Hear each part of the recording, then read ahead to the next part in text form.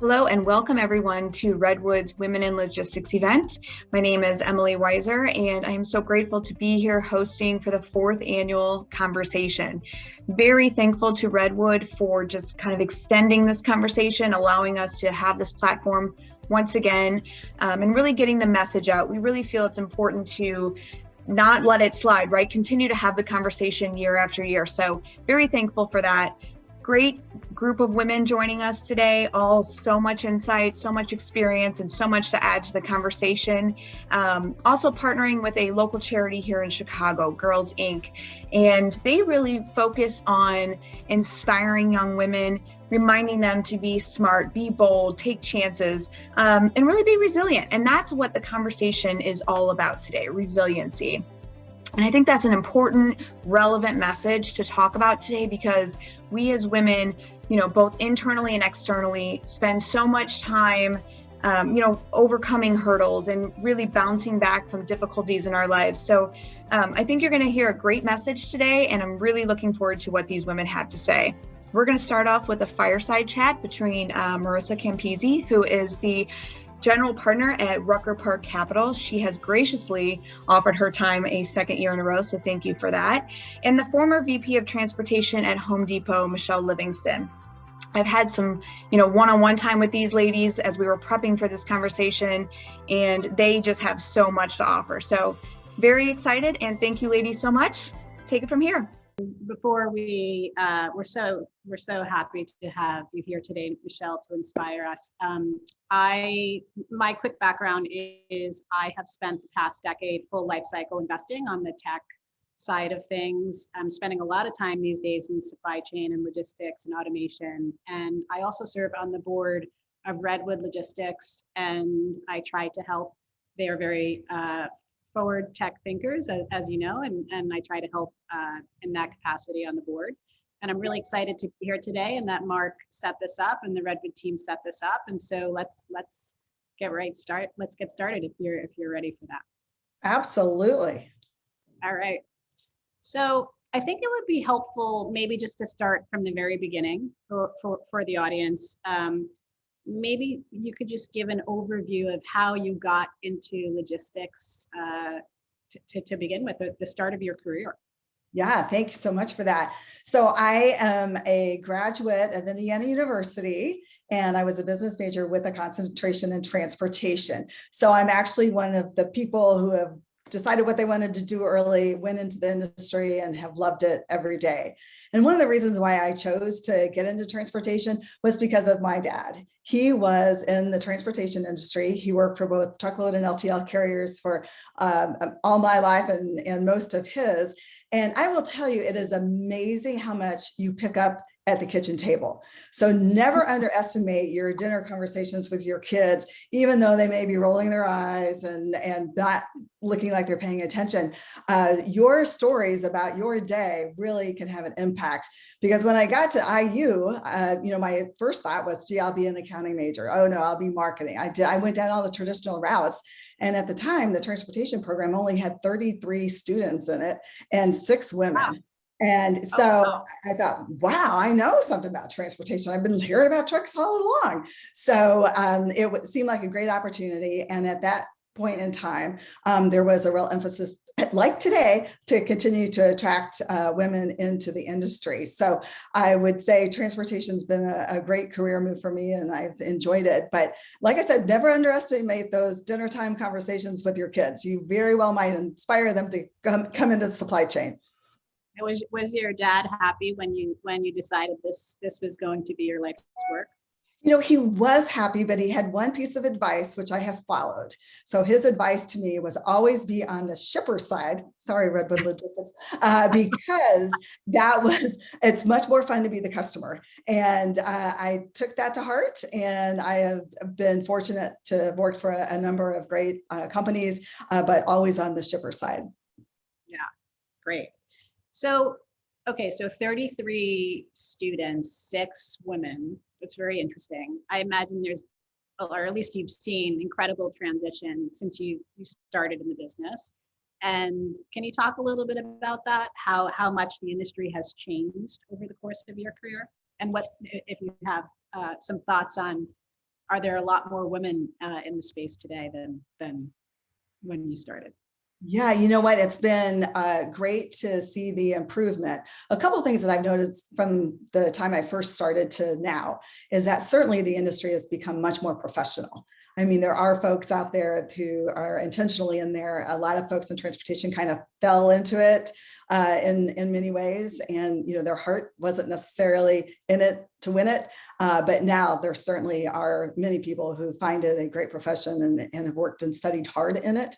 So I think that's one of the big pluses. And the other thing that's really improved is the quality of data and the whole data analytics piece and what you can do with that component. And it certainly has helped the transportation industry tremendously, I think. And particularly from a shipper side, I've always said, with better data, you can make better decisions faster.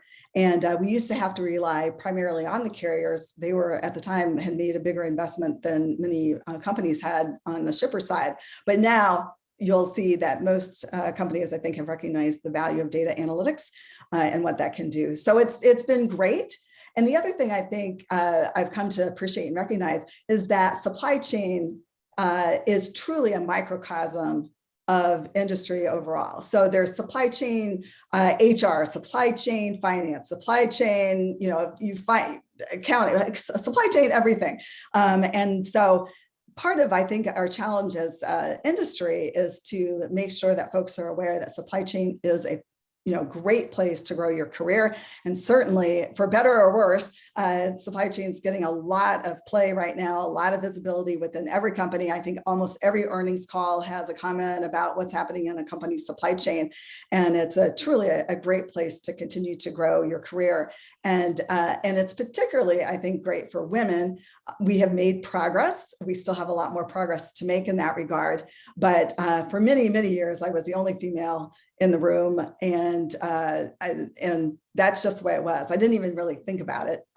So now it's great not to be the only female in the room, and I think all the concerted effort that the folks like Redwood Logistics and the CSCMP offers a Women and Leader Forum, and almost every major organization has recognized the need to help women continue to grow and develop in their career, and that spotlight is helping make a difference in the number of women who are choosing to go into supply chain and transportation specifically. So we just need to continue to foster that, because certainly a diverse team is the best way to win. Yeah, I love that. It's really interesting, your point around harnessing data and making decisions with data, and then sort of the fragmentation, how it's used across the supply chain. Are there certain pockets, just curious, that are earlier than others that you think maybe there's a little, if I was to enter the industry today, there may be more pockets of opportunity or things that could be really interesting that people should think about? Well, I think, frankly, I find it all very interesting, but I think for the most part, people, when they think about supply chain, they're thinking of something very physical. I need to put a box on a truck. I need to, physically, do something. And, that's not necessarily appealing, but with the fact that we've become so much more technically advanced and so many decisions can be made with the use of technology and better data, I think it really does lend itself to many more applications than what was previously available. And it isn't just a physical movement of goods. It's also the movement of data through the supply chain is equally important. Very cool.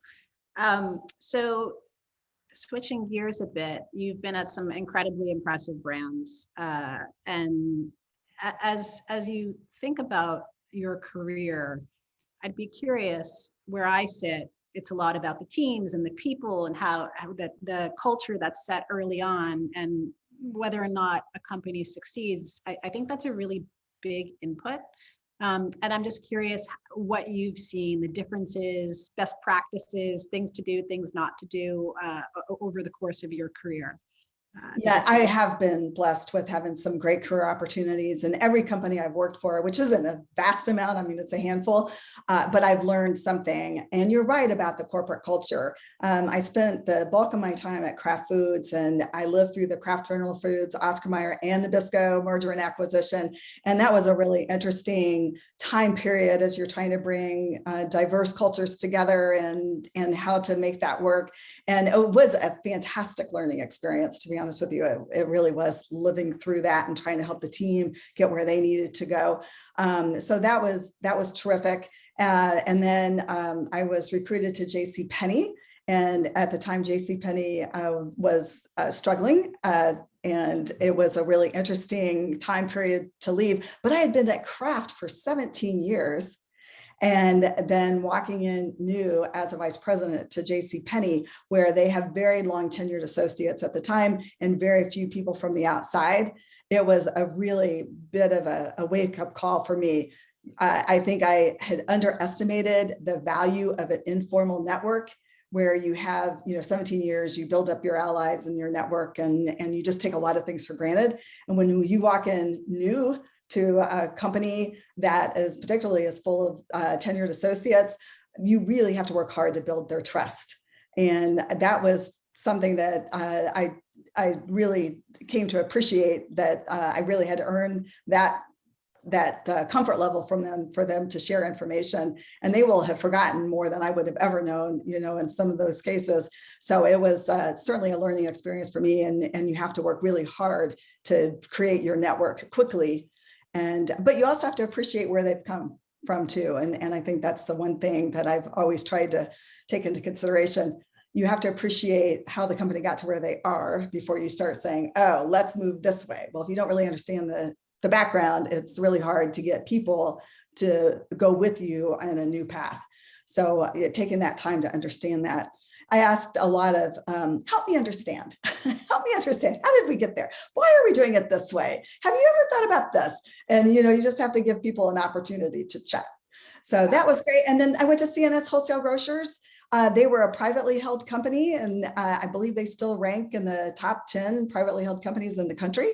And that was totally different experience from Kraft and JCPenney. That was, they were both 100-year-plus companies and very different. C&S was a much younger company, privately held. And that I learned probably more in 2 years there than I did in the previous 10. But when Home Depot called, I came a running. Home Depot was truly a great experience, and probably the best match in cultural and my personal values. And that's the one thing that I didn't always appreciate until you get that perfect match and you're like, oh, yes, this is where I need to be. This is great. Awesome. So I really came to appreciate the culture component. And frankly, before I was really more about the money. But there comes a point in time when you say, no, it isn't just about the money. There needs to be a great culture fit too. Right. It's really interesting. I did all my school shopping in grade school at JCPenney, and it's really interesting. Your experience at Kraft is very relevant. I think if you think about today, companies are more acquisitive, sometimes for technology, sometimes for different capabilities, and there's often lots of factions of interest or different groups that you have to learn, or companies are also just scaling faster than ever, right? And in some ways, because of technology and some of the data access that you talked about earlier, it's really interesting advice for people getting started today about, like, how do you think about cultivating a trust network in a rapidly evolving environment with different people every day and teams. And I think it's challenging. It is. And I would say that what you really need to strive for is a sense of belonging. Everybody wants to belong, and you have to almost just come up with that heart, what's in people's heart, what makes them feel like they want to belong to this team that you're trying to create, even if they have come in with very different perspectives and thoughts. But how can you create a new environment for them that one that they want to belong to? Well, it's really interesting on that point, because then you've done remarkably well being maybe one of the few in an industry that, I mean, it's very hard to feel like you belong when there's not a lot of people that are necessarily have share your same background, or whatever it is, schooling, interests, passions. And it seems like you've done really, really well with that. Any specific tips for someone who maybe is just trying to figure it out? You know, I know I like the space. I don't understand belonging necessarily because I'm very different, or my background's different from everybody that is on my team. Any tips that you can, or stories? Stories would be great if you have stories. If you can think to a story where you felt completely out of place, but you got past it and the result was great. It'd be great to share that with the group. Yeah, you know, the good news is I have, for the most part, felt like I belonged. And as a leader, I've always tried to focus on creating an environment where others feel like they belong. But I would say, you know, I just to harken back to my situation at JCPenney, where coming in from the outside, and having to build that belonging, it was a challenge. It really took one-on-one connections with people. And I think that I connected well with my team and below. I think it was harder for me at that time to feel like I belonged at that leadership level with my peers and above. And it took a lot more effort. And it was, I'm not sure. I mean, I stayed there I was 17 years at Kraft. I was 4 years at JCPenney, because I don't know that I ever really achieved that belonging that I was looking for. And one of my key takeaways from that time period is I hired in under one regime. And over a relatively short period of time, everyone that I had hired in under basically had moved on outside the company, no longer there. And one of the reasons that I left was because I woke up one morning and said, you know what, I don't know that I have any sponsors here, real sponsors. You know, there's a big difference between sponsorship and mentorship. And, you know, the sponsor is the one who will take care of you and will represent you well when you're not in the room. And I think people liked me well enough. I think they respected me fine, but I don't know that anyone would have really gone to bat for me if there was some big, you know, conversation taking place. And frankly, that was one of the reasons why I chose to move on, because I wasn't sure that I did have that sponsorship. And, you know, it makes a difference. It does make a difference. So I guess I can tell you the story when I felt like I didn't belong. But to go forward, certainly at Home Depot is probably where I have felt like I could really bring my whole self to work. You know, that's one of the things that, you know, we focus on now, is if you can get your team feeling like they can bring their whole self and they can be themselves each and every day, and they don't have to, you know, flip a switch when they walk in the door or go on a Teams call, then I think you've got yourself an environment where people feel like they belong. Yeah, I love that. It's very interesting, your point about sponsors and how you think about that a little differently. And I was sort of thinking back, someone gave me advice I haven't thought about actually in a long time, which was to build a personal board of directors, kind of like outside the company, wherever you're working, that you can go to and get really more mentorship. But I think in a way, sponsorship when you're kind of in the weeds and not thinking very clearly. And someone, so not standing up for you when you're not in the room, but kind of when you're in the room, but you're not fully present in the room because maybe you're not thinking about things clearly.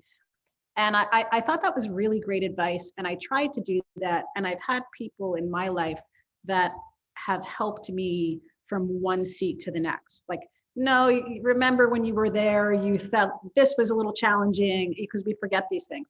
Have you developed that kind of mentorship, sponsorship, if that's the right phrasing, outside your companies? Have you found that in women and men? And I would love, if you don't mind, if you could share that. Yes, I'm very fortunate that I have a strong network that I can rely on, and it's hard to ask for help sometimes. I mean, particularly, when you think you need to have all the answers, but the ability to to have a conversation, say, you know, I really, really don't know, you know, why this happened. I don't know what I should do next. You know, I've got this personal situation with this one leader. I'm not quite sure how to go. And to be able to tap into various folks for their expertise that are basically in the industry as well, because I think some of it, I don't know that it's necessarily unique to our industry, but it certainly sometimes feels like it is. But to have that is great. And but it takes time, you know, and you have to be selective on when you go, and you cannot, you know, it's just like the rules on network. Yeah, you can't wait till you need it to touch base and try and tap in on that. You have to be willing to give back. You know, you never, it never can be a one-sided conversation. You have to be willing to give up, to give back as well. I think that's a really good point for people who are thinking about managing their own career. If you don't have those relationships, how do you build them? And it's not a one-way street, like, hey, this is who I am, I need help, I need help. I think the point, at least it sounds like you're making, is there has to be some value that you're really giving back to those people so that they're going to become champions and mentors over the course of your career. Yeah, and I think it probably goes without saying, but I'll say it anyway. I mean, you have to be true to your word. If you say that you can help someone, then you really have to put forth that effort to make that happen. You know, do what you say you're going to do, and things certainly go better. But and it's important. You mentioned about the internal kind of board of directors and the external board of directors. I have folks who have nothing to do with my industry that are just you know, great at what they do. And it's wonderful to get a totally different perspective as well. And it's really, you know, they're all in business, so that's helpful. But otherwise, you know, to change the names, protect the innocent, they, you know, I could have a whole conversation. They probably wouldn't really know what I was talking about, but they understand the dynamics in relationships and can provide a lot of insight on that. How did you build those relationships? Just peers that scaled, or? You know, the way that I did it is I'm involved with a number of organizations. So for me, the couple that come to mind is the Network of Executive Women. I was involved with them in Atlanta for 10 years. And so through there, you know, they're all women in all different types of industries. And, you know, you find you've got something clicking with folks, and you just continue to make that work. It's time consuming. I mean, you have to make an effort to build your network, but that's been really helpful. AWESOME, which stands for Achieving Women's Excellence in Supply Chain Operations Management and Education, has also been a great organization. And it's amazing how many times you'll say awesome in a really short period of time. But that's a really great networking arena as well. And then also within Home Depot, and I think other companies do the same, there were internal associate resource groups like Women's Link. And that was open to all women in the corporate headquarters. And then Velvet Hammers, which was an organization that Carol Tomei, our chief financial officer at the time, had created over 15 years ago to help female directors and above. And what those organizations, although internally like, oh, that's easy breezy, but I met people that I would have nothing in common with on a day-to-day, like literally. But to suddenly meet with someone in compensation or in benefits or in, you know, some other part of the company that really doesn't interact with our group at all, it was a really great way to build some great relationships and get their insight as well. So you have to put forth the effort, but normally the effort is well worth it. Yeah. Thank you for sharing that. I'm curious if I'm a student of history, so I read a bit, and I may have talked about this last year, so I can't remember, but are there any women throughout history in any brand of leadership, like companies, politics, that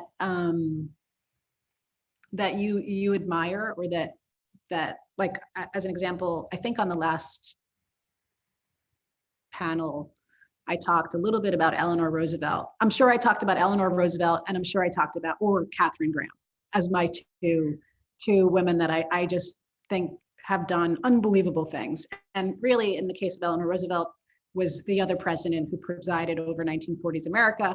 And in the case of Katharine Graham, I think she outperformed her peers. She was the first to do it in the S&P. She stepped into a role that she had never worked before. Her husband just committed suicide. She just ran a company from scratch. And I just find them to be remarkable women that we should talk about more. And I don't usually talk about them except for events like this, but curious if you have anyone that, inspired you that, maybe we can, and the audience can look into and perhaps grab some inspiration as well. Absolutely. I mean, it is wonderful that you continue to highlight women in history that have made tremendous impact. And there are many that I go to. Margaret Thatcher was one. I thought that she was really interesting and certainly well above ahead of her time and what she was able to accomplish. And I think there are, I guess what I like the public ones, but I would say there are just as many that have never hit the big times that are personal inspirations as well. And those are equally inspiring to me to say, just because when you think of what some of the women have accomplished so much with so many hurdles, and you're like, wow, that is impressive. I thought I had a bad day. It's like, no, I had a really easy day. And I think, we can, if we just take a moment to understand people's personal stories and what challenges that they've overcome, that can be equally inspiring. Well, that's you. I mean, you were a student of 6 and entering an industry. I mean, and have really been an illustration for a lot of people to say this is what's possible. If do you hear that a lot from people? Oh, I appreciate that. But I mean, it was very somewhat planned on my part, to be honest with you. I decided I could leverage the fact that I was, one of a few females and that I could be differentiated from others because there are not that many women in the room. And it took many years, and I'm not particularly proud of this moment, but for many years, I did not necessarily, work that hard to help bring other women to the table. I mean, if you ask me personally, would I help you? Like, of course I will. But I did very little to really encourage more of that, because in many ways, I kind of felt like I had it figured out. It's like, it took me a minute. I've been successful. I kept climbing up the ranks and I kind of figured it out. And I really wasn't overly concerned about it. I'm comfortable in meetings and you get used to being the only female and it's not that big a deal. It was really great to have no lines going into the restroom, of course, at different events. But I'll tell you what changed my mind and why I do what I do now. So there is a book that Gail Evans wrote. You may recognize Gail Evans. She was the first EVP at CNN, and she was also a professor at Georgia Tech. And she was coming to Home Depot to speak to our women in supply chain group. And so she's got a couple books out, and one of her books says, "She Wins, You Win." And I will remember the day forever, because I was on a flight coming back from visiting one of our distribution centers and I'm preparing for it. So I'm reading through, and basically I turned the page and she's like, "If you think you've made it to the top and you've worked really hard to get there and all that," I'm like, "Yeah, absolutely. I've worked. Absolutely. I've done that. Absolutely." And then you turn the page and she said, "But if you haven't really, grabbed the hand of another female and helped her up the rank, then you haven't done your job." And I mean, I remember sitting there on the plane stunned. It's like, wow, I have not done what I should do. And as you think about the number of years left, it's like, oh my gosh, I've got to really step it up. And that's really what has inspired me to start Women in Supply Chain for Home Depot and be involved in these other organizations, because I have a lot of years to make up where I need to be much more helpful and influential for other women. And so it was quite the wake-up call for me. And I'm always appreciative of Gail's, having such an impact, because I mean, I really vowed to make a change at that point in time to do better. I think I had a similar experience. I was at an event. I think I was a VP at the time, so I hadn't made general partner. And similarly, Tina Fey was speaking, and she said, never be comfortable being the only woman in the room. Always pull another woman up. And I wasn't, I remember thinking, am I in a position to pull anybody up? Probably not. But also I'm really comfortable being the only woman in the room. And my industry at the time, it was really, the numbers were very low single digits of women on the check writing side. And I thought about that. It's more fun. It's more fun when there's more women in the room, actually. That's what I've learned. But I think you're very humble because and I think it's wonderful that you're doing this and you're doing all the things that you're doing. You also move the dial forward for women by being an example, which I think I would feel uncomfortable not highlighting. Well, I think as women, we have to continue to support one another. Certainly, we've made strides over the last decade for sure, and hopefully we'll continue to do some. But we know you really need 3 people at the table, right? I mean, that's 3 women to truly make a difference. And, I think as we continue to improve women on boards, that's going to help improve. I think we need to hold ourselves more accountable for 2 things. One, and I'll just talk to the shippers. I think as a shippers, we need to encourage our carrier community to make sure that they are hiring a diverse team and that they have a diverse board if they're if they're not family owned, and we need to set that expectation that's what our expectation is. I don't need to any longer sit down in a room with a group of carriers that are all look like themselves and no one looks like me. Yeah. So I think we have to hold ourselves accountable to really help move things forward. We have to work really hard to make this industry one that we can continue to attract and retain the very best talent. And in that case is oftentimes women. But if you have a choice between supply chain's hard, transportation's hard.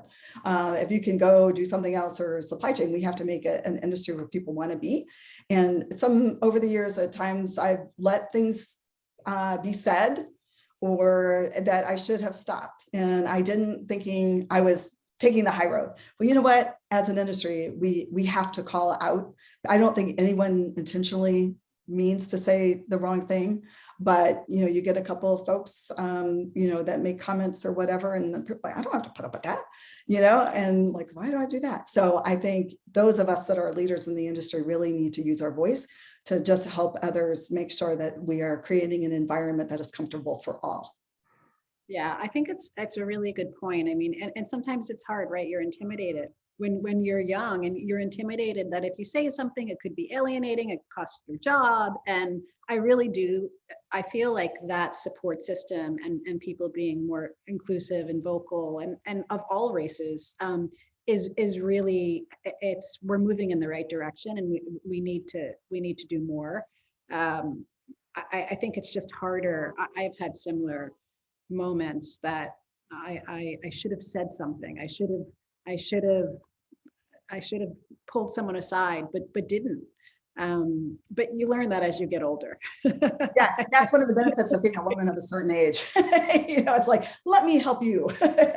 Help me help you. And I think that your book, I'm reading Dostoevsky, so I'm feeling like I might need to switch to something a bit lighter and more inspiring. It's a very dark book that I'm reading. I think people recording and sharing their stories and doing things like this is also really helpful. So the internet gives us a great opportunity to go find content, right? That sort of like, what are the best practices? I love what you shared today around building trust networks. I think that's really important, not necessarily easy to do, but seeing it as a two-way street.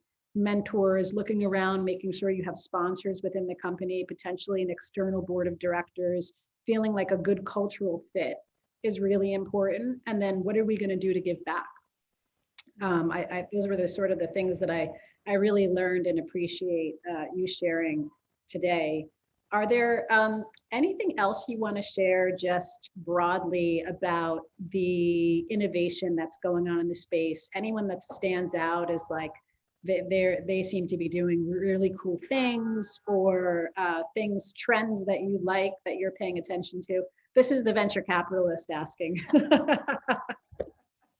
Yeah, thanks for qualifying that. So certainly there's a lot of great things. I always say, for those of us who grew up in the Jetson era, the whole automation is tremendous. The fact that you can have a truck drive from El Paso, Texas to Phoenix and maybe never be touched by a driver's hands is really exciting. And I know that does create some concern for the professional truck drivers, but I think there's always going to be a need for them, and to be able to attract more to the industry because they're home more frequently and have a better balance of life, because automation can take care of that longer haul is a tremendous thing. So I really love all of the AI and all of that. I just find it fascinating, and I think it's going to make a huge difference in the industry going forward. So I'm all about the automation of whatever can be automated to allow folks to do jobs that are truly more meaningful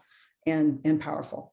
Yeah, awesome. I'm trying to learn a bit about climate as it overlaps with supply chain and logistics. So I'm early in my studies, but I'm finding it an early industry and sort of how we think about it. So I think it's really interesting, and I hope to spend a bit more time there. Well, I would love to.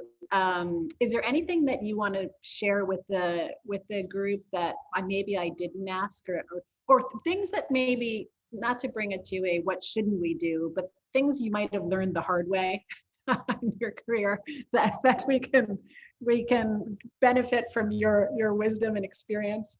Yeah, well, I appreciate that. The good news is I have a phenomenal ability to block out bad things. So it's a real gift, let me tell you. It enables me to have a happy outlook on life each and every day. But there are a couple things that I have learned. And I think one of those is that you have to be willing to take risks. I know a lot of people talk about that. And in my world, what that translated to is I relocated for a number of jobs, and I was very fortunate that my husband was very supportive of that. And my daughter, at the time may not have appreciated it, but now that she's grown, she looks back and realizes she has friends in a number of places. But those are big risks. And fortunately, it worked out because I had a very supportive family. But I would say, if you get that opportunity, you have to be willing to jump out and give it a whirl. So that would be probably the biggest thing. And, the other stuff we talk about all the time in different industries, that, if you're applying for a job and there are 10 criteria, you don't have to have all 10, that, you just have to be directionally correct and go for it. So, and you have to believe in yourself, and you have to want to do it. And I think if you make that commitment, then you'll be successful. So take risks, jump in without having necessarily all the answers or the full checklist, and maybe refining it as you go. I think that's really, really good advice. I love your sponsors. My takeaway is when you're in a company and you look around and you think about sponsorship, if you don't have it, can you create it? Or do you have to potentially make a change?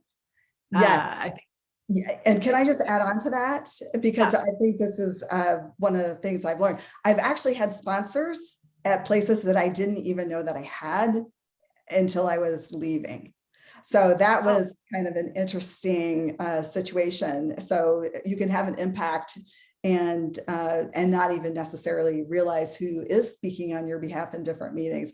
And the other thing I learned, and I haven't done this myself, but I was at an event and one of the women said she sought out her sponsor.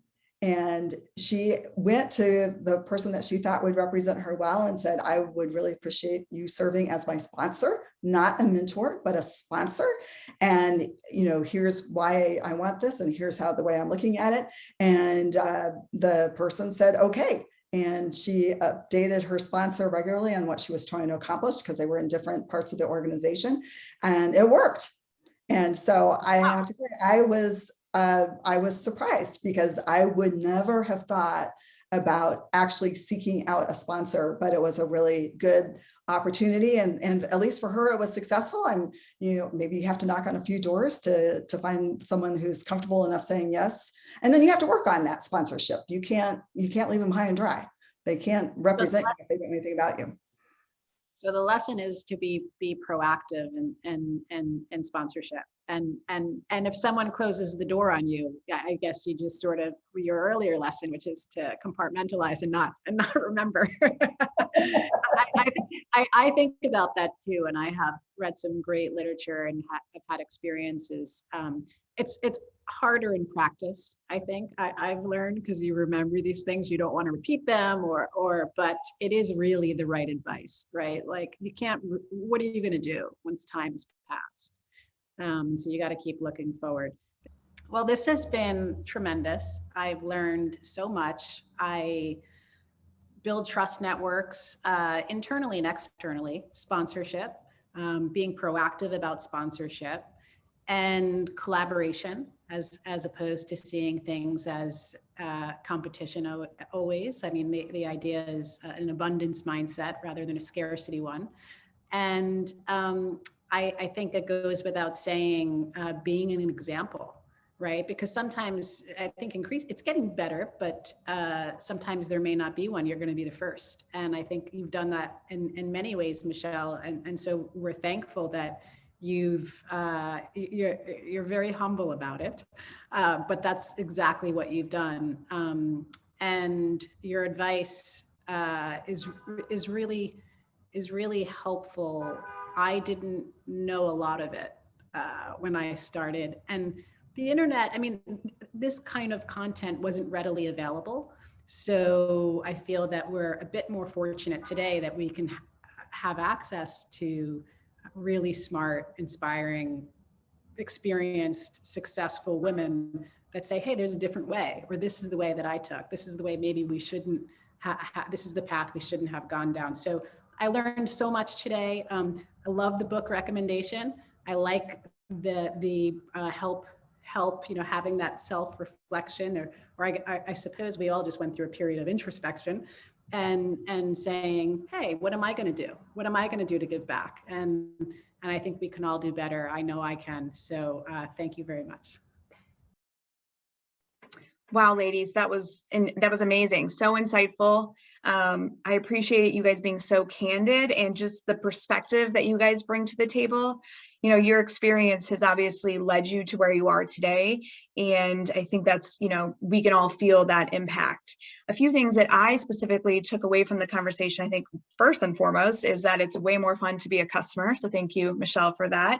But, I love the point that you made about making the workplace a place to belong, where people really want to be. So when we think about trying to recruit women and bring women into the industry, that's exactly it. They want to be part of the team. They want to feel like they're making an impact and, really feeling the inclusivity. So I love that. I love the idea of grabbing, a fellow woman's hand and bringing her into the room. So that was really great. But last but not least, the part that I really enjoyed was the having some humor, having some, lightness in the room. And I think that's so important too, because we all find ourselves in these situations where it just feels stiff, or it just is, an uncomfortable feeling. So I love the idea of trying to, make a few laughs here and there. So thank you, ladies. That was fabulous. So now we're going to transition to the panel discussion. And, this group of ladies also I've had some time with. We were doing a lot of kind of, prepping as a group and just kind of putting a cohesive message together. And the way that they think about things and like the big picture, I think you're really going to enjoy this one. So this one's going to be led by Christina Ryan, who is a fellow Redwood Logistics member. And she, she probably would not mention this herself or would not boast about herself, but she just won a Women in Supply Chain Award from Supply and Demand Chain Executives. So very exciting. And I'm very excited for her to be recognized.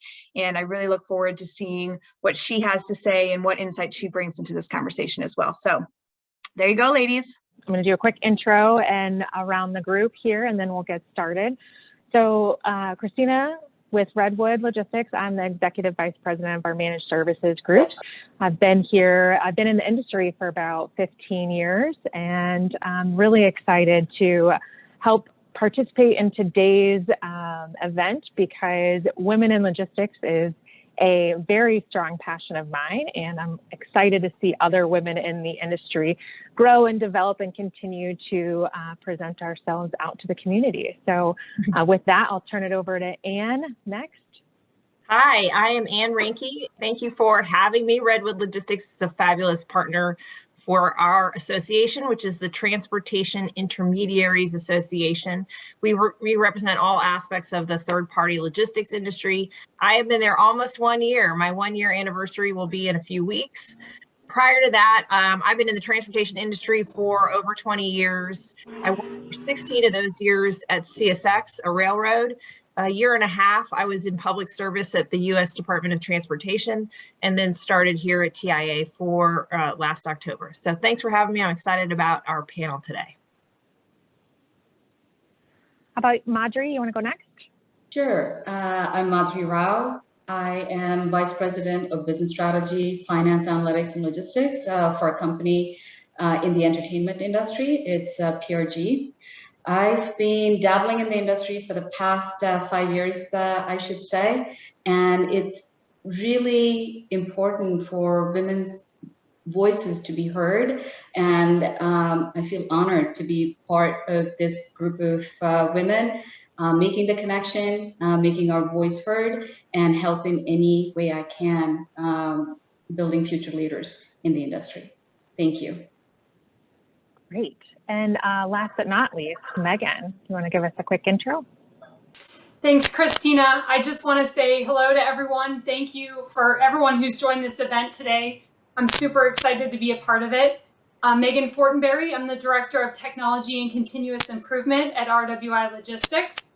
I've been in the supply chain logistics industry for 21 years and have held a wide variety of supply chain positions, and very excited to be part of this event. I think that as I reflect over my career and my own personal and career development, these types of events have been so important in shaping who I've become as a leader. I feel that each one of these events, I am able to network and establish additional relationships with women in the industry.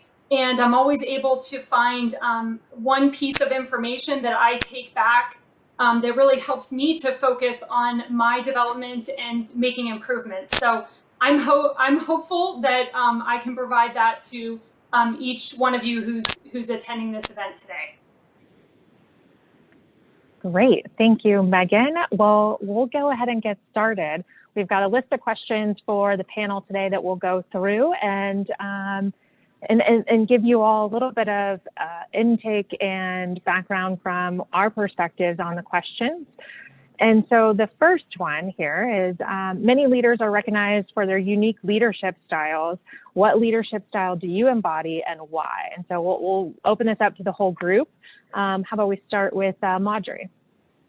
Sure. The leadership styles that I'm most comfortable with, I would say, is collaborative and also a coaching with my team. Collaborative because it takes different perspectives to get a 360-degree view of any given situation, and come up with a solution that works for everyone.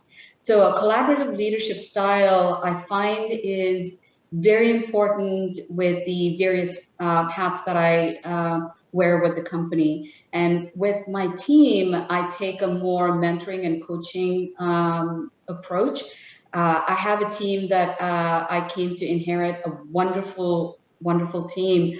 And I had to find out what their strengths were to be able to slot them into roles and functions that they would shine in. So those are the styles that I'm most comfortable with. Great. Anne or Megan, how about you guys? Sure, I'll go next. So when I started at TIA a year ago, I had been a department head prior to becoming, the head of an organization. And I felt like as a department head, I kind of, I mean, I didn't wing it, but I don't feel like I was as mindful about my leadership style. And mainly because I was promoted above my peers. And it was sort of trying to make them feel still empowered and not feel like I was the dictator in charge and all that kind of thing. So that really was my emphasis there, knowing that they were so helpful to me and that I wasn't going to try to Bigfoot them because they needed to have an important role. When I started at TIA, I read a couple leadership books because I thought, let's just see what's out there in the universe. And I read this book called Humble Leadership, which, to Madry's point, is really all about collaboration and relying on the issue experts that you have on your team, knowing that you're not the hero. You can't possibly save everything, nor should you even try, because it's going to be an exercise in frustration. And so what I have found is having those people on your team feel like they can A, offer suggestions without penalty, B, act on those suggestions, and then feel empowered to talk them through with the team, with their teams, with our board, has been enormously helpful. Because quite frankly, I've been in the transportation industry for a long time, but I had not been in specifically logistics. So how could I possibly know everything I had to know anyway? So I have found this not only a huge relief, because you don't have to do everything and you don't have to have everything depend on you, but also enormously helpful because it's empowering them and developing their own skills, the team's own skills, because it's not all about me. It's all about the team. Absolutely. I would like to piggyback on, I think my leadership style kind of is similar to both Ann and Madry's, as they've talked about collaboration and listening to a team. I guess if I had to classify my leadership style, I would say I try to be a servant leader. So really approach all situations with empathy and listening, seek to understand before really making an assessment and taking action. And I think this really, why it's important is it helps to foster and encourage diversity of thought. So listening to that group that I'm working with or that individual, it also helps me to figure out what areas I can teach and show, in order to enable that person. It creates a culture of trust. And then, I want to grow the individuals on my team into leaders as well. So really trying to work alongside the team, I think is extremely important in really growing their leadership capabilities. All really good points. I think I would like to take one from everybody. Those are great. And one thing that I think for me in particular that has been maybe more of a trait or a characteristic and incorporated into my leadership style is communication. I think communication becomes that foundation and that backbone that connects collaboration and how you empower and how you connect others through not only your work, but through your relationships that you're developing, whether that is in business or personally. So the more we can be clear, we can be transparent, we can be thoughtful in how we communicate, I think that helps bring it together too.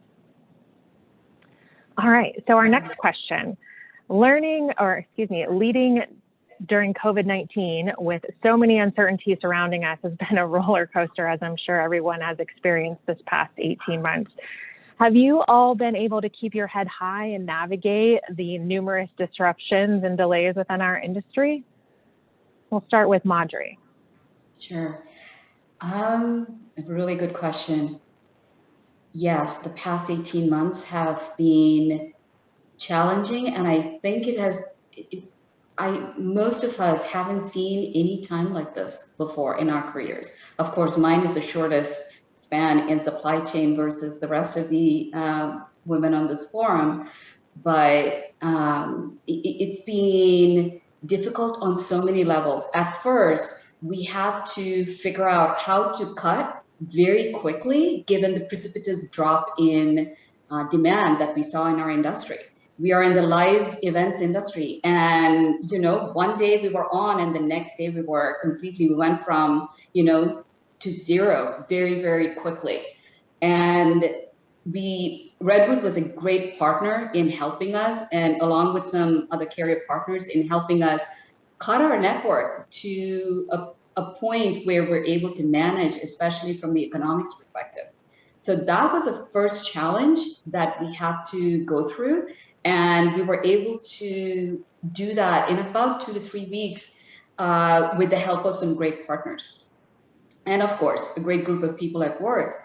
And now we are in a situation where demand is coming back and there is a severe capacity constraint and some massive supply chain disruptions that none of us have seen ever before. And this is posing a different kind of problem where our loads are being dropped at the last minute, very, very last minute. Like last night, we had a load in Miami where we had 2 carriers scheduled. One driver shows up and times out because of ELD mandates, and the other driver never shows up. So now, we have to work, and this all happens at 5 in the evening, where everybody off email and phone lines are no longer being picked up. We have to scramble to find a way, and we are recovering this morning. It's because of a great group of people that work together, from the client to the operations team to the sales team, everybody collaborating and saying, let's roll up our sleeves and figure out how to recover from this. So it is the only way we're able to stay afloat is leaning on our relationships that we've had over the years, including with Redwood and some of the carrier partners we've had, communicating to our customers and telling them, when has FedEx ever not guaranteed something? When has FedEx, worked backwards on its SLAs? When has Amazon never dropped, shipped your stuff on time at 8 p.m. on the day that they guaranteed it? And when have some of the high-end retailers no longer guaranteeing next day delivery, right? It's no longer an option. If you go to some of your favorite retailers, it's no longer an option.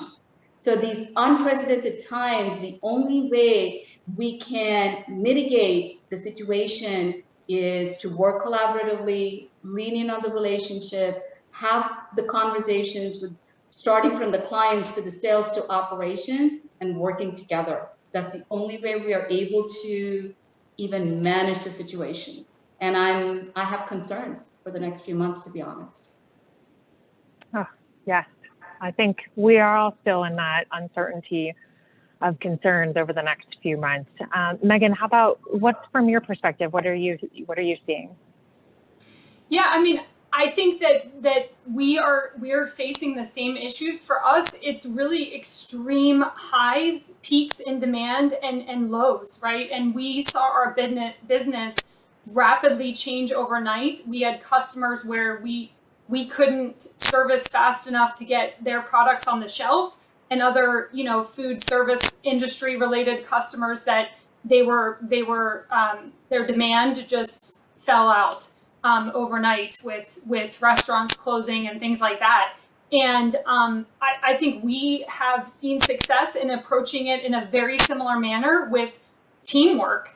And we all, work in our functional areas, but we've learned to kind of play different roles and jump in and become, very entrepreneurial and find new ways to approach these types of situations and challenges, and really redefine, how we go out and find new business opportunities. And so, as a result, I've even personally experienced jumping in and working on some projects that maybe typically I would, take a back seat to, or a secondary role, and just finding, those partners across the industry, or also within our own company, to say, hey, let's jump in on this and let's figure it out and let's find a way to do it. I think we're all facing really challenging times with labor shortages. So there's opportunities out there, but then to be able to deliver on those opportunities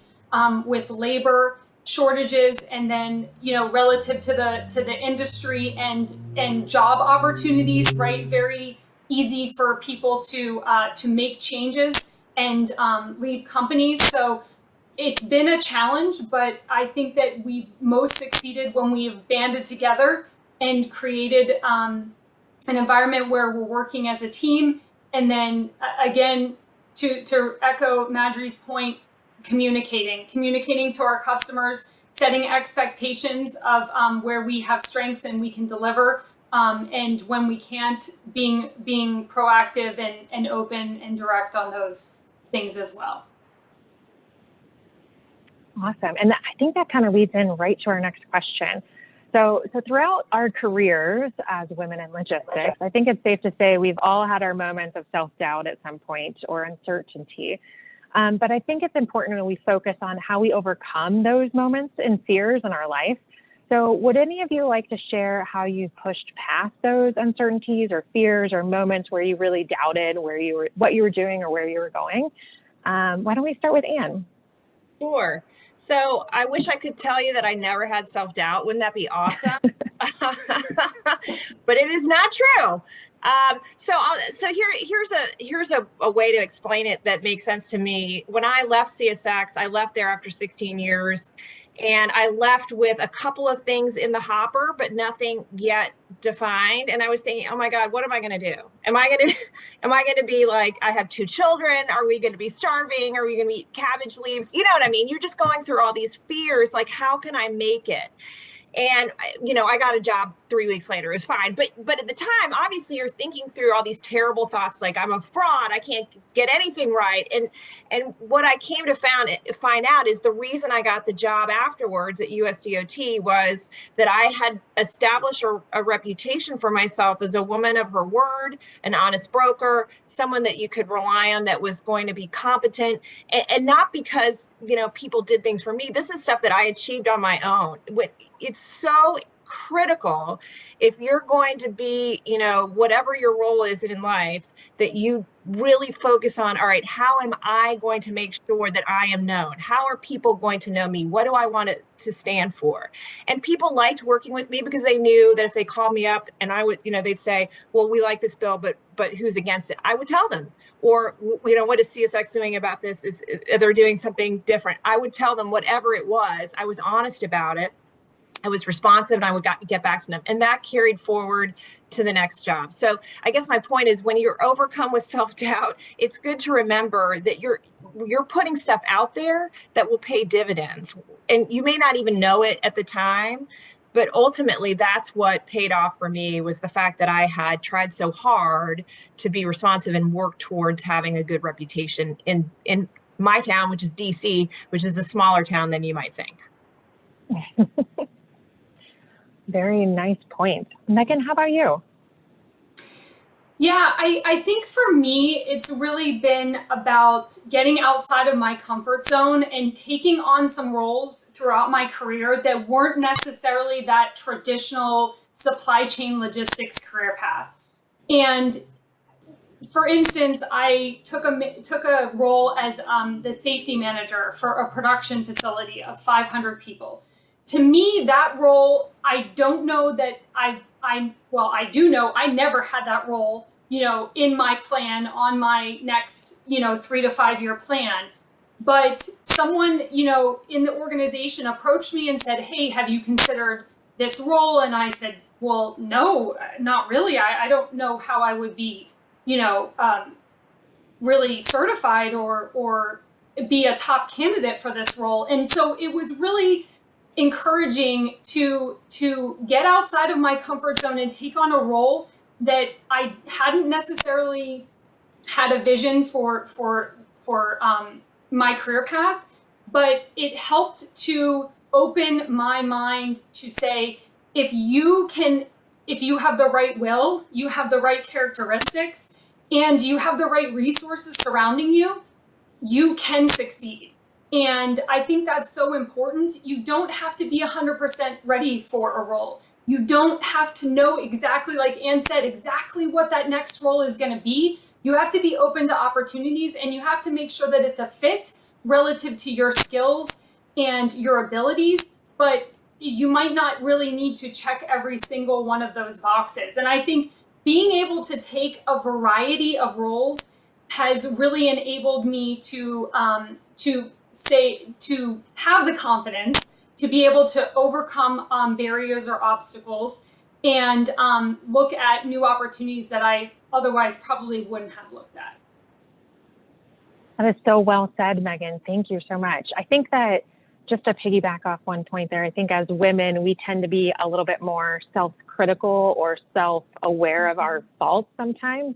And saying yes and putting yourself out there and being vulnerable can be very challenging and difficult, right? So by doing that, not only does it help build your confidence, but it helps build your skill set to be well diverse and well-rounded so that you can exceed in whatever role is out there. And I think through my past, I've seen that happen both at Redwood and previous companies. So absolutely embodying that, I think you hit it nail on the head. That's fantastic.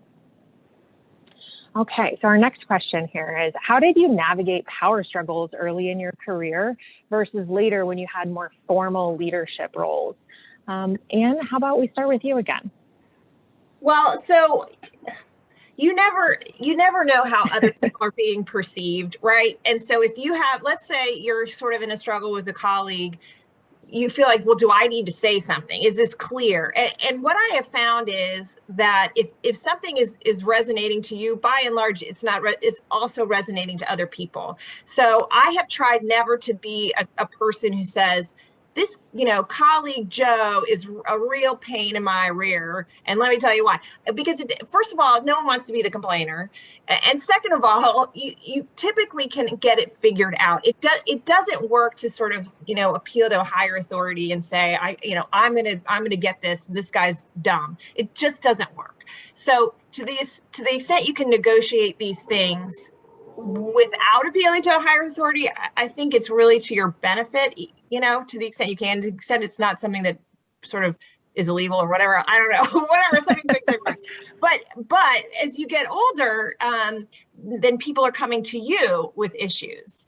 And what I have found is I would rather people come to me with issues where they have a solution. Back to my earlier point, I never wanted to be a complainer. And if I were a complainer, I didn't feel like it would be helpful. So now as I see people who sometimes do that, I always want them to come up with a solution. If they have a personal issue with somebody on the team, I want them to figure out, all right, what can we do about it? Do we need to have some sort of counseling session between you two? What is it that could help? Because ultimately, you want to create an environment where people can come to you, but they don't feel like they need to, if that makes sense. And so it's a challenge working with people, obviously, and personalities, but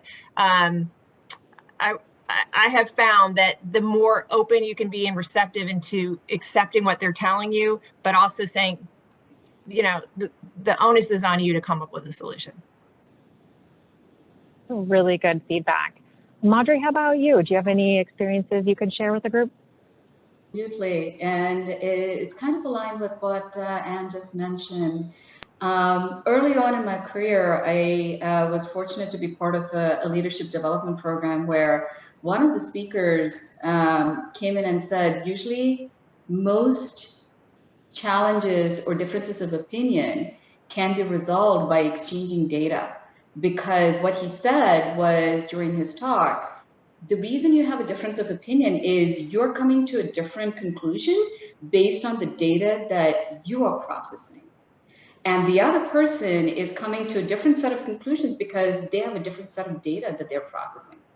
That was really a game changer for me in how I approached, any challenges, differences of opinion that I had, after that. The other thing that was very useful early on in my career was having an open mind and having a learning mindset.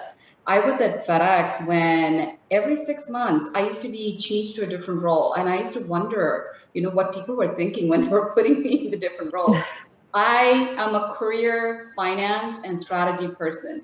And at first I was doing strategy, and then they put me on a HR cultural change, and I was going, somebody must have gotten this wrong. I'm very comfortable hiding behind numbers, and now you're putting me with no numbers, talking about emotions and feelings and culture, and I'm going, what are these guys thinking? It was a learning experience. I did that for 8 or 9 months, and then they put me on an IT project, which was an enterprise single customer ID. It was all the rage in that time. And I was going, seriously. I sat in a room feeling like, and I have to admit, complete idiot, not knowing anything about IT, the systems we're building, nothing, right? But after the first week, I said, okay, I'm going to learn. So I would be sitting in the room at the table and taking notes, and I didn't ask a single question. I think it probably took me 4, maybe 5 months to ask my first question. And when I asked it, one of the project leads comes out. I get out of the room, nobody answers the question, and he goes, "We're not there yet, Madhuri." And I said, okay, I have arrived on this project. Now I know a little bit of what these guys are talking about. And my time here has been well spent. That has actually stuck with me throughout. And I'll tell you, that is still something that I use. Like I mentioned, I've been dabbling in supply chain and logistics only over the past 5 years. Before that, it was every function in the finance area that you can think of, from FP&A to corporate finance to investment banking. I've done everything, and strategy. So coming into supply chain logistics, I had to be comfortable with being the person in the room who knew nothing. And then having a learning mindset, an open mindset to say, okay, I'm going to learn. And the other thing is, don't be afraid to ask questions. There are so many times, even in areas that I actually should know, I've asked a question just because it was the day, the moment, or the previous meeting that I've come from, that in retrospect would be like, what the heck was I thinking? But I asked it, and I was comfortable with asking it. And I was comfortable with everybody thinking, oh my God, she must be out of her mind. But it helped me learn. It really helped me learn. So I would say, ask questions, be open in your mindset, and exchange information to resolve, power struggles. So those are the things that have stood me in good stead. If I could just add one thing too, we're one thing as a team, you're all on the same team. So yes, you can have different opinions, but at the end of the day, you want what's best for the organization. And that should be an emphasis, sort of like a successful marriage. You're both on the same team. Doesn't, you don't want to win or lose. You're both pulling together. And so that to me is the most successful organizations. Again, you're going to have differences of opinions, but if you're pulling together as a team and remember that that's what's most important, I think that can sort of ease some of the differences. 100%. Those are all great feedback, great advice items for potential young leaders, as well as even folks that have been in the industry for a while. I know sometimes it's hard to take a step back and really look at stuff holistically. So that's good advice that we should all keep in the back of our mind. All right. So our next question is, how can our industry better support not only women and women with growing families, but all of us attempting to achieve a better work-life balance? And I think this especially hits home over the last 12 to 18 months, right? That work-life balance has been a struggle for many people. So Megan, why don't you talk us through your experiences and what advice you would give other women out there? Yeah, I always say I don't really believe that there is such thing as a work-life balance, because it's never in balance. It's just about work-life management, right? And whether you have children or outside hobbies or friends or family, right? Everyone needs to have the freedom and the ability to feel that they can dedicate time to both sides of that. Work hard, play hard. And I think that you bring up a great point, Christina, in that sometimes there are silver linings in every tough situation. I think the silver lining in the COVID and the pandemic situation is that it taught us that in some instances we kind of have to manage both simultaneously. And I think for us, for our organization and for logistics, traditionally, logistics is not an industry where you work remote, right? People do better when they're in groups together, working side by side. In our industry, it's very fast paced. There's not a lot of time to work over email. I'm sure we all have experienced office environments that are loud and boisterous, and teammates conversing and yelling back and forth to one another. But we had to change overnight, and we had to take our company and enable everyone to work remotely. And I think it taught us a lot.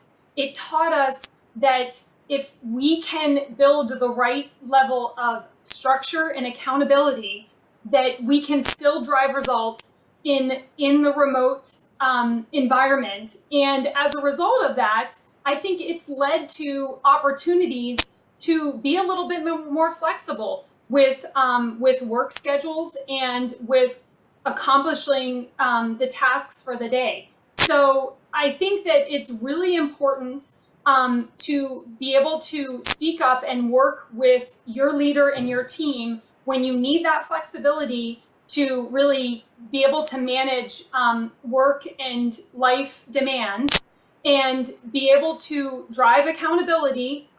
So be very clear. For me, I'm very specific about the boundaries that I try to maintain between my work and my life balance. And I won't say that there aren't times at night where I'm working, but I try to be very specific about my kids' activities and what I'm participating and what I'm actively engaging in.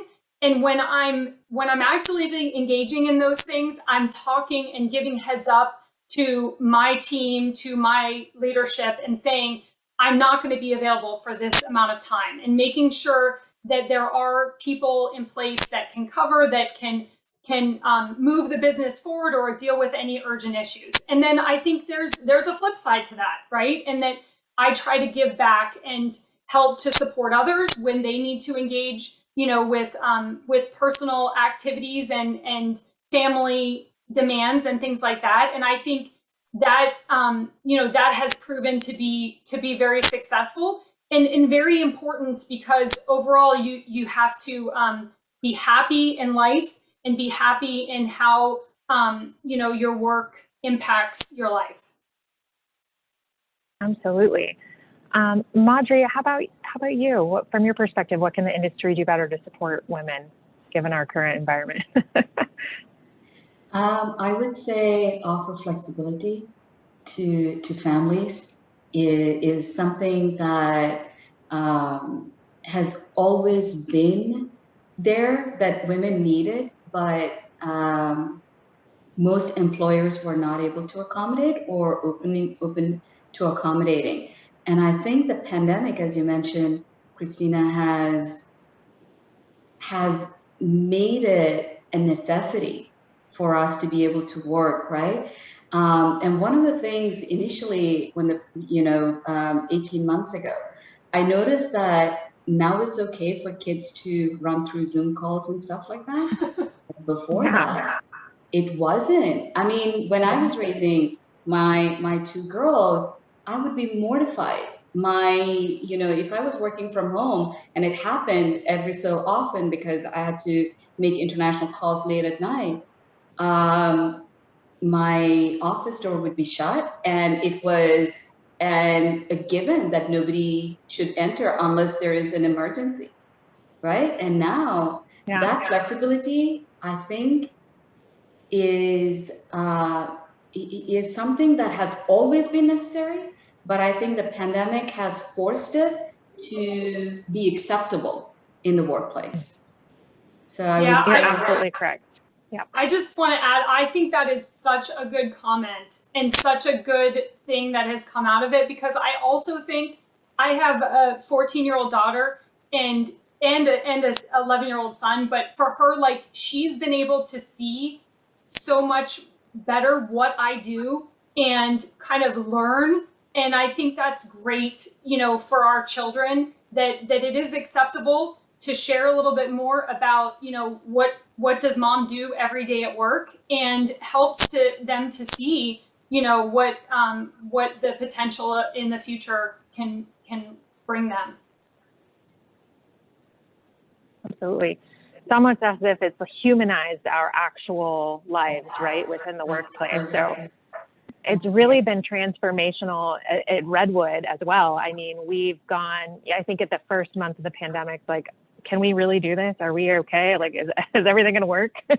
To now, 15, 18 months later, to really see that we can do it, and we can actually have better balance of lives. And to Megan, to your point, I loved it. It's balancing the imbalance, right? So there's always going to be a pull and a take and a give, but where are you needed at what point in time? How do you protect certain aspects of your life to give yourself that freedom, that mental break, the relationships? How do you maintain all of that stuff? So I think it's been fantastic to see Redwood support our employees, women and men, both through that. And I think it's going to be more of the norm through the future, as I think we're seeing that across multiple organizations across the country. All right, so next up, research is showing that leadership pipelines within our industry have strengthened over the past years, improving diversity and inclusion across the board. So would you all agree with that is the question? And we'll start with Anne. Yeah, I would. I would think, I always tell this story. When I started at CSX in 2003, the line for the women's bathroom at a company meeting was not existent. There was no line. There was 10 of us.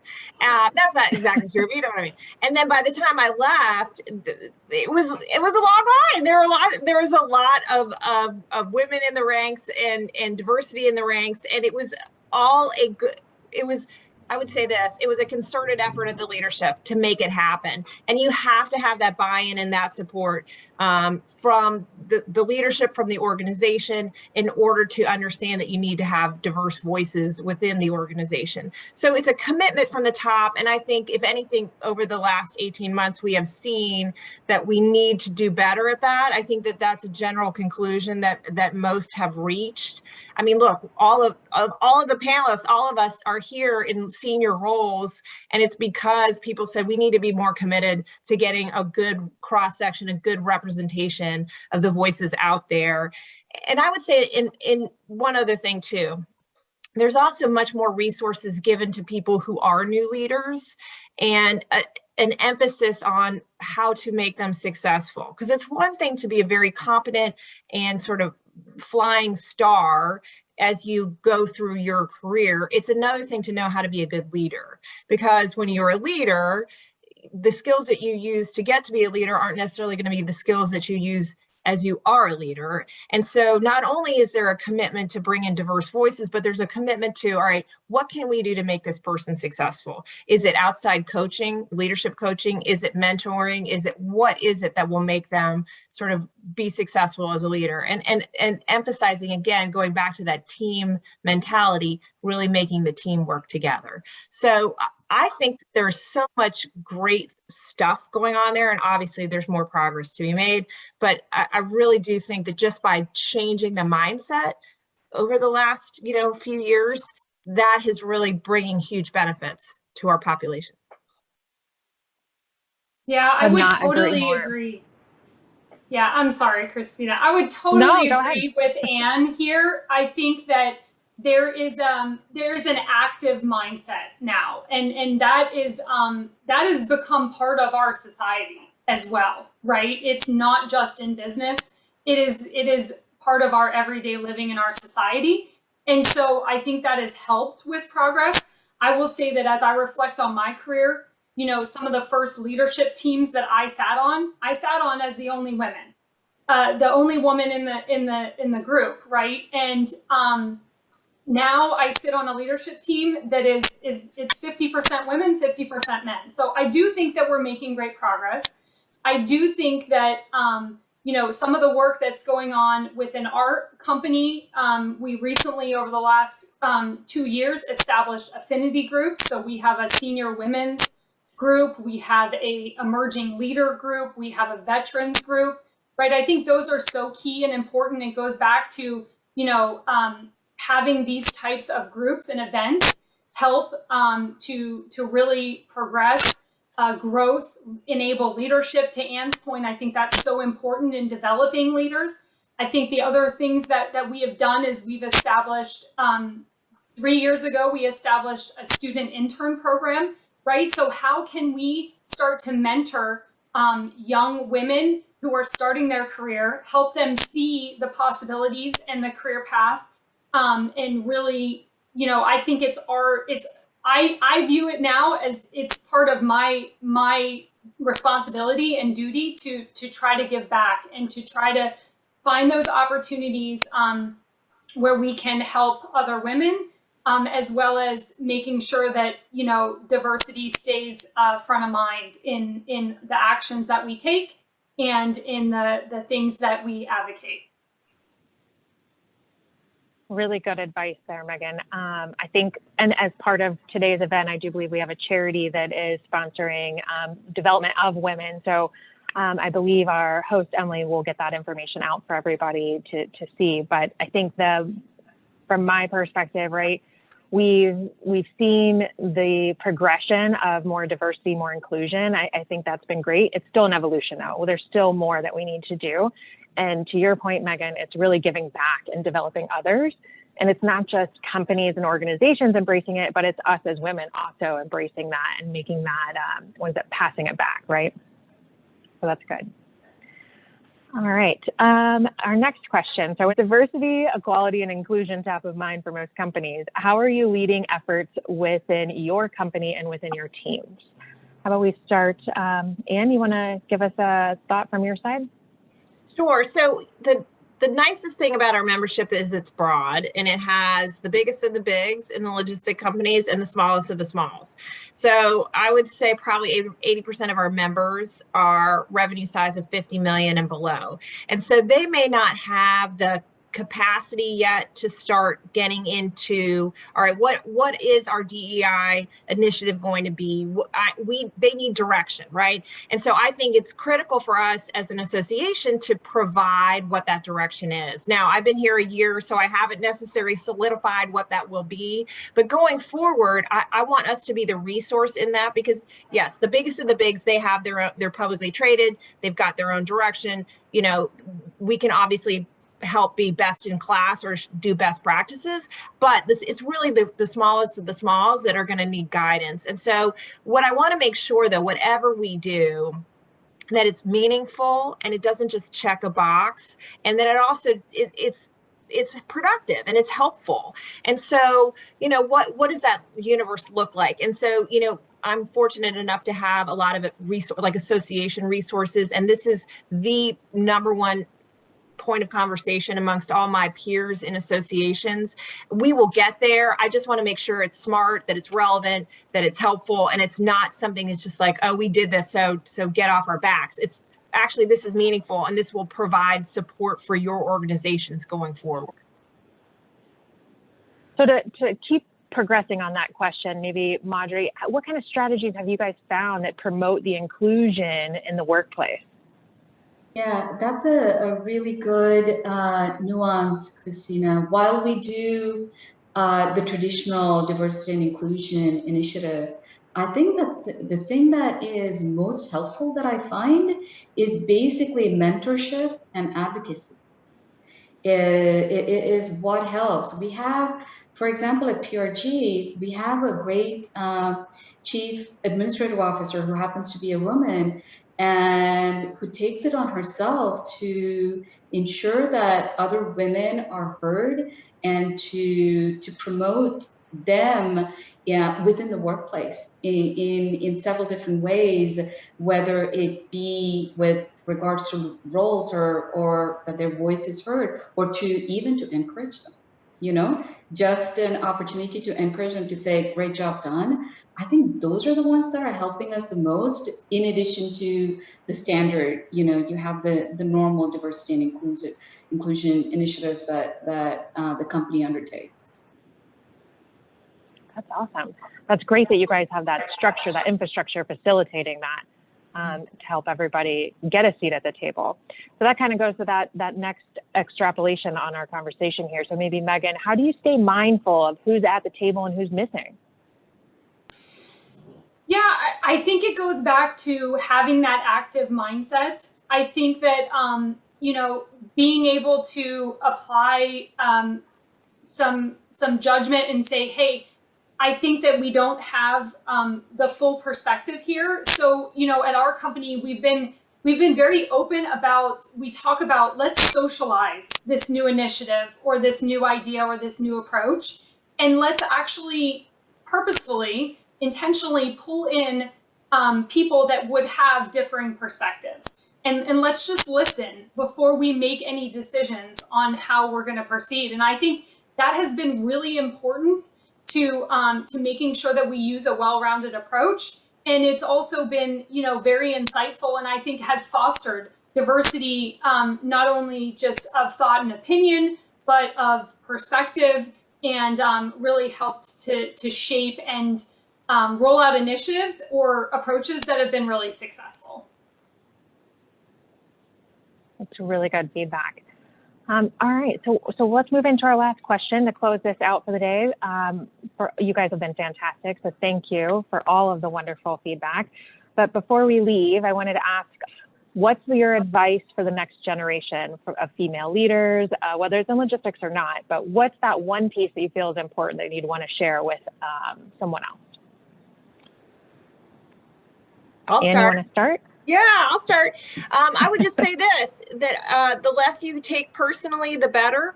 And assume the best of your colleagues, assume the best of intentions of your colleagues. If you can do that, I think that prevents a lot of heartache, because then it just becomes about the job as opposed to about you. And let's just say people don't like you because you're a woman, or let's just say people don't like you because you're African American. Let's just say whatever it is, the less that you can take that personally and then just do as good as job that you can possibly do, the better your success will be in your career. And when I say also assume the best of intentions of your colleagues, we all know this. There's the Teams chatter, and then there's email stuff where you can't tell what someone's tone is, and you're like, what why did that guy send me that email? And you just like, right? The more you can just say, well, let me understand where they're coming from, or maybe that person said it at 11 p.m. at night and their kid had been screaming at them all night. Let's just take a step back and assume the best of intentions. I think that will sort of decompress you, and then you can address the issues head on. Anyway, so that's it. That's great. Megan or Madri?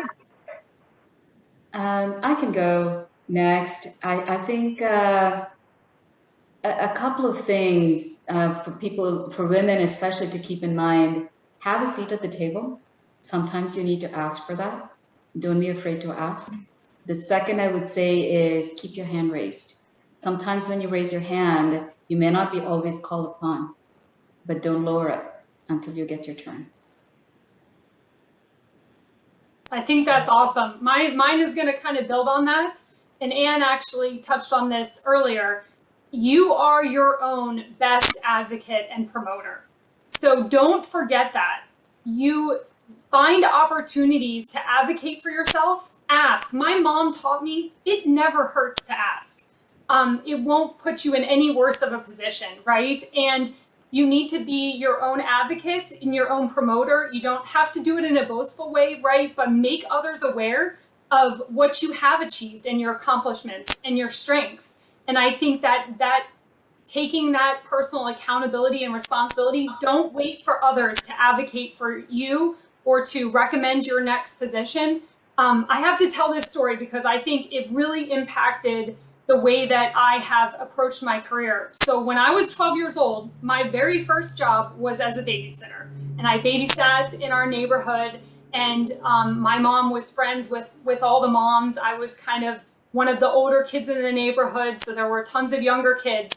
And I was helping out a friend of my mom's who had 4 young kids. And she asked me, I wanted to get into babysitting and start earning some money. And she asked me, well, will you just come down and just help me? I won't leave the house. Just help me with the 4 kids. So I did that, and I did that for probably a month or so.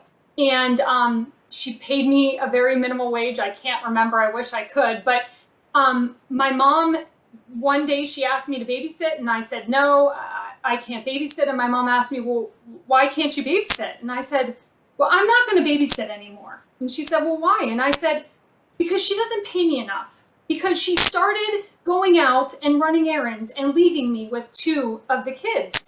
And she doesn't pay me enough. I'm doing more responsibility now. And my mom said, you need to go ask her. You need to speak up, and you need to advocate for yourself. And I can tell you, I was so nervous to go and ask her and tell her why I thought I deserved a raise. But I did it, and she gave it to me. She said, oh, I had no idea. Absolutely. Right? So that has stuck with me my entire career. And, you know, it just being your own advocate and speaking up and making others aware. Sometimes it's just that they're not aware. So I think that's, you know, that's been the greatest piece of wisdom that I got from my mom and carry with me today. And I hope you all will consider too. That's wonderful. I think, look, you all had wonderful advice to give others. If I could chime in on my last 2 cents of wisdom for someone, I think it would be to embrace the uncomfortableness, be okay with things being awkward sometimes, right? You're not always going to be perfect or the most confident or polished. And that's part of evolution. That's part of growing as a person. And I think we put so much pressure on ourselves to be something right then and right there. And it's okay if you're not, as long as you're willing to be okay with that yourself, right? And you can recognize it, that you're working towards something and that you learn over every interaction or every instance or experience, you can get better and stronger. So be okay with being uncomfortable sometimes. That was a hard one for me to learn initially. So thank you again to our group of panelists today. We really appreciate you guys joining us and giving us your thoughts and wisdom and experiences. And I'm going to give it back to Emily to wrap us up. Thank you, ladies. That was so eye-opening. And, you know, I really appreciate you just being candid and open about your stories and sharing your perspectives on things. It's really helpful for us to hear your experiences. And I feel like we really kind of understand and feel how you guys are feeling in those experiences. So that's great. I really appreciate that. I took away 3 C's specifically, right? So commitment, collaboration, and chances. And I think it's important because all of those really work together, but the commitment piece is so key, making sure that the intentions are there and that you and your organization have that process in place to be to put that intent out there is one thing, but to actually follow through with it, right? To be committed to making changes. And kudos to Redwood for doing that, for allowing us to have these conversations and allowing us to just keep going with the situation and, you know, build the diversity and things of that nature, or to break down the barriers of diversity. So really appreciate that. Collaboration. I think that's really just, such a important point in the workplace, outside the workplace, being a team, coming together and really, you know, utilizing everyone's resources, listening and learning from your peers and other people within your organization. That's just really, I think that's the way, that's the strategy, right? The winning strategy. How do you get to where you need to be if you can't be on that level? So I love that piece. And for me, the last takeaway was the taking chances, putting yourself out there, being willing to move along in your organization, move along to a different organization, right? Or if someone offers you to transition to a different group or something you're maybe not as familiar with, take the chance, put yourself out there, you know, broaden your horizons, take the time to learn and really, you know, expand your own portfolio. I think that's really key if we're thinking about, you know, how do we elevate ourselves to the next level, right? Really building our own brand. So you guys were awesome. And I really appreciate you taking the time out in your day and speaking with the group and, you know, opening yourselves up to the audience. And we really are thankful for you guys participating in this event. Another huge thank you to the marketing team here at Redwood. You guys did all the magic behind the scenes and spent a lot of time putting all of this together, and we're very thankful for that. Last but not least, just one more reminder that we are partnering with Girls Inc. The fundraising page is open and it's, you know, more than willing for anyone to donate. So thank you guys again for joining this wonderful event, and we look forward to seeing you again next year.